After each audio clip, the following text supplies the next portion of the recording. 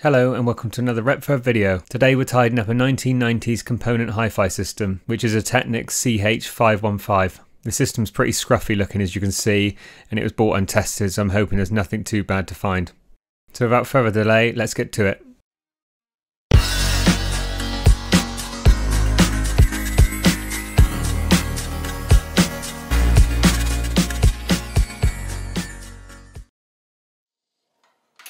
So first off, we're just going to run through the controls in the system, just make sure everything's working okay, check to see what we need to do before going forward.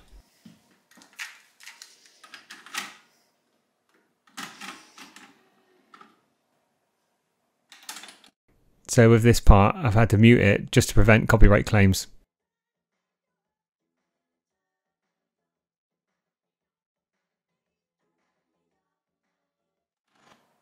So the system has a nice electronic opening and closing system for the tape deck.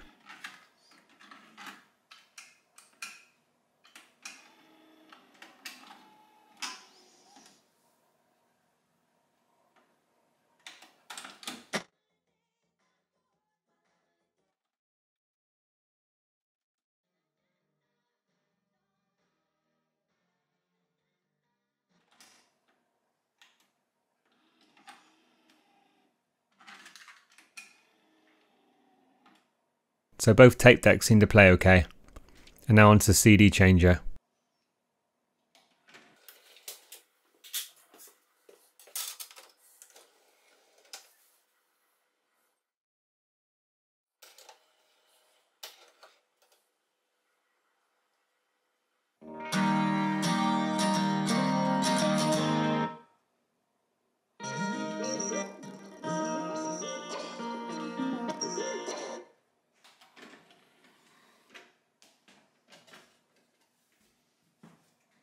So although I'm only showing a brief testing of these two components, I did actually have them running a lot longer just to make sure they're okay, and they seem to work okay. All the rewind, fast forward, stop, everything like that seems to function okay. So now I'm going to connect an auxiliary device and then just check the functions on the amplifier and the sound processor.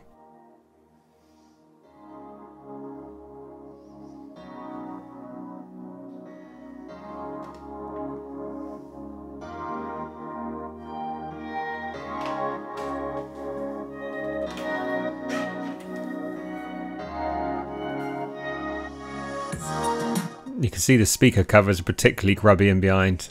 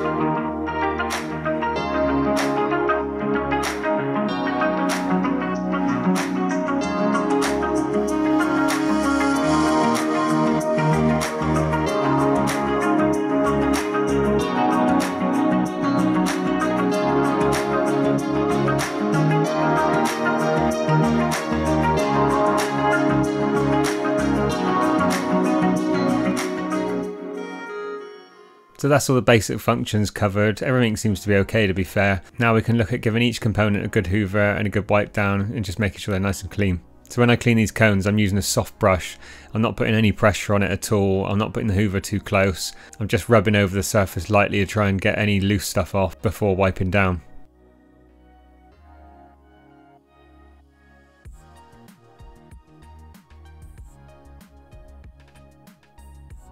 So I don't think this system's actually been used that often recently.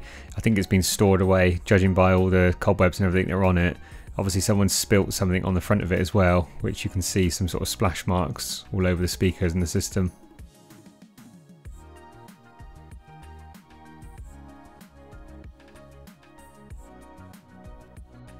And now just using a cleaner polish just to wipe over the outside.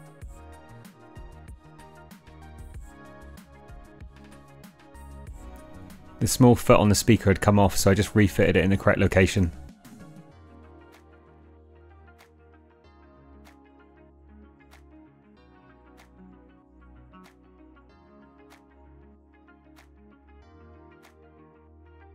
This Technics system was originally made in 1993. It's a component system that all joins together with certain cables, which then gives a better quality system than just one combined system. I'm not exactly sure what kind of costs they were when they were new. Looking at stuff that's sold previously, I would say for a reasonable condition one, you're probably looking at about £150, something like that currently.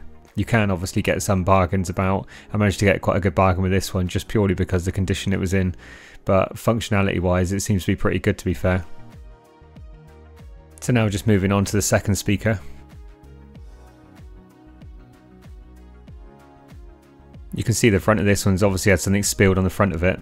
It's a shame really to let it get like this, because the system, although it may not have been really high end, I'm not sure, it is quite a nice looking system. The sound of it seems pretty good, to be fair. Again, you know, comparing it to some real high end stuff, it's probably nothing like that. But for a general everyday use or in a bedroom or something like that, it'd be ideal. Now, I'm not actually knocking it by saying that, because the system is fine. You know, I've got no issues with it. I know a lot of people do get quite snobby when it comes to stereo systems, and you know, that's up to them if they can hear things that other people can't. And there are some systems that sound really bad, but this one is pretty good. I would use it. I've got no issues with using it. I think it's fine. Once it's all tidied up, it'll be a nice little system ready to use again.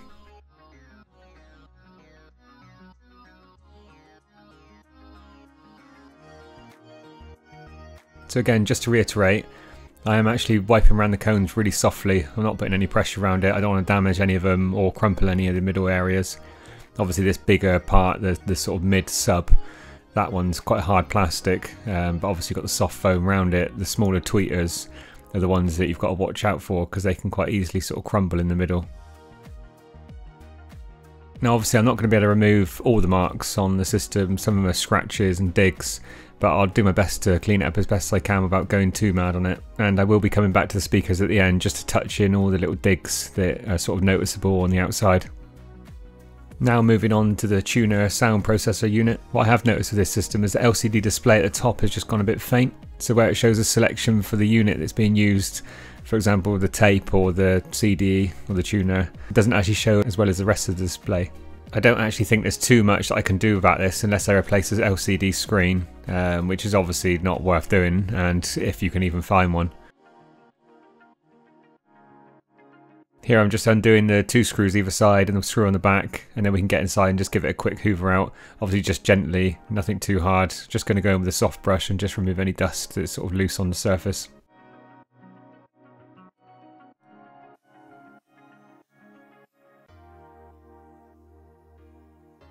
By doing this, it just helps with the heat inside the system. Not saying that it will overheat or anything, but it just helps any potential heat issues if you let dust just build up onto the circuit board.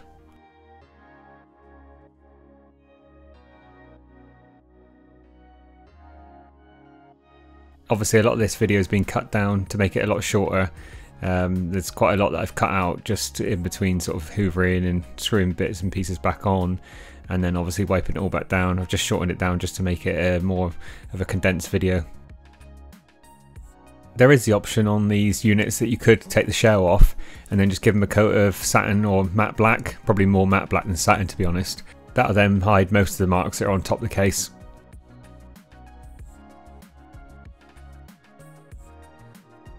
So now moving on to the amplifier section. This part is going to have a little bit more done to it. The button on the front of it's got quite a few scratches, so when we get to it you'll see the process involved in getting that back and removing those scratches.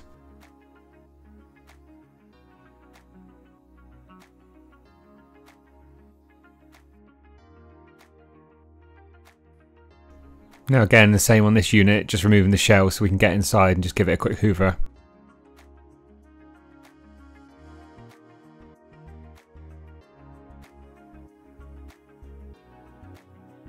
This one does look a little bit more dustier than the other one. I think it's mainly due to the fact that it's got a fan which cools it down, so obviously this is circulating the air more, which will then mean the dust comes in the shell more frequently.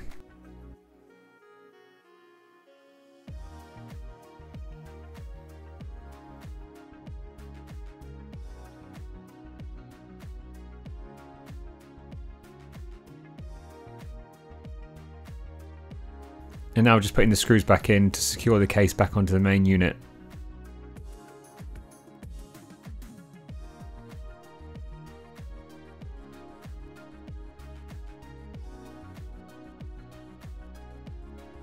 You can see here how scratched the main button is on the middle of the amplifier. This is the issue that we're going to rectify shortly. So this is all the scratches on the button. I'm just going to be using some 1000 wet and dry sandpaper and just make it wet, and then just rub through these scratches and just make them as low as I can before I put any sort of coating on top. Now I'm not saying this will work on every button that you do it on because it depends on the finish. This is just a bare plastic finish, so it should be fine. There shouldn't be sort of any issues with doing it on this.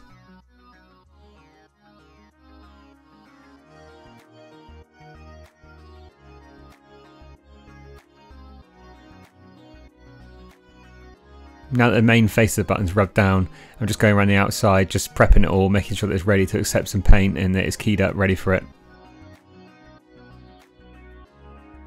So this is before and this is after. All I did to achieve this is just get some satin black aerosol, which is a bumper spray as shown, and just dusted it on lightly, didn't put it on too heavy, just used light coats over the top just to form a nice even layer, just to give it that sort of original look to it. You can see it just finishes off the front of the amplifier much more better, just makes it look so much more cleaner.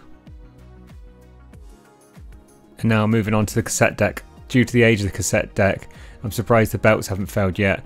They seem to be working all okay at the moment, but probably in the near future they will require replacing.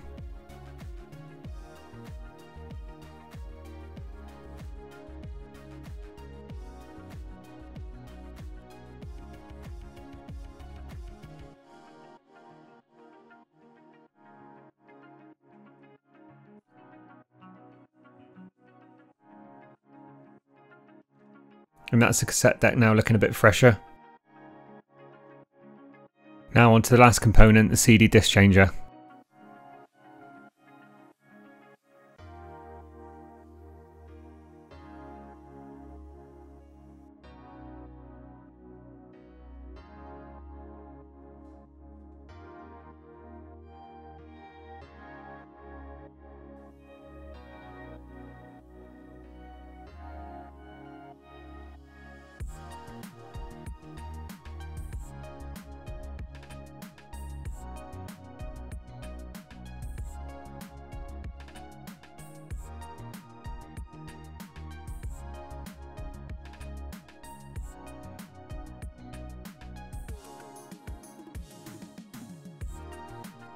So a lot of the CD changer parts were cut out there just to make it a lot quicker. Obviously we've seen the process on the other units, so we know what's involved on each one of them. And now I'm just going to go around both the speakers with a bit of black paint and just touch in the little chips around the edges.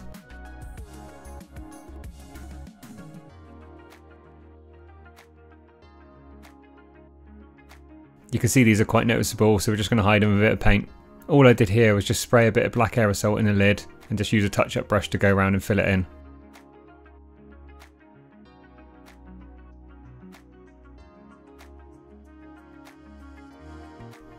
Obviously doing this isn't going to make it a factory finish, but we're just making it tidy, just making it look a little bit less noticeable than what it already is. Also when it dries in, the paint will look a lot less glossy, so it'll blend in a bit better.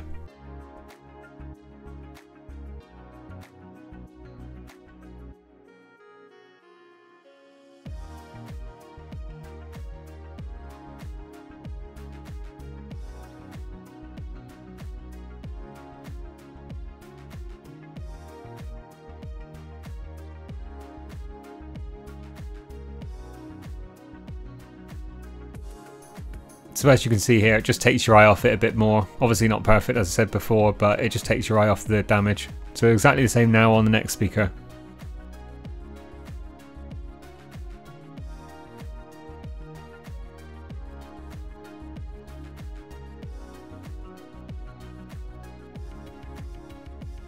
Again, just working around damaged areas, just touching it in, building it up as best as I can to cover it. These speakers are rated at 100 watts each, but I think the system is only 50 watts per channel, so theoretically they should take a bit more power input. However, I don't know what the distortion levels will be like when they're cranked up really high. From the testing I've done on the levels of sound, they seem to be pretty good. As I said before, it's not a bad sounding system for what it is, and it's particularly nice that it's not too big. Some people obviously don't want the massive systems, so this would be ideal for them. It's got a mid-90s rounded look to it as well, which just adds to the character of the system.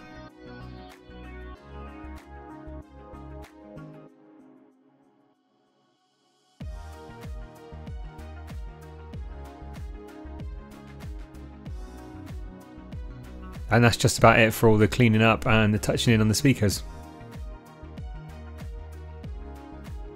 So you can now see how good the system looks all back together. Such an improvement on how it was when we first started. To be honest, I'm not actually sure why people don't clean things up when they list things for sale. If someone had done this before selling the unit, they could have got a lot more money for it. It's just first impressions of how the system's been looked after. Now it looks nice and tidy and presentable, and now ready to use again for many more years to come. Thanks again for taking the time to watch the video. I hope you enjoyed it. Please like and subscribe, and we'll see you on the next one.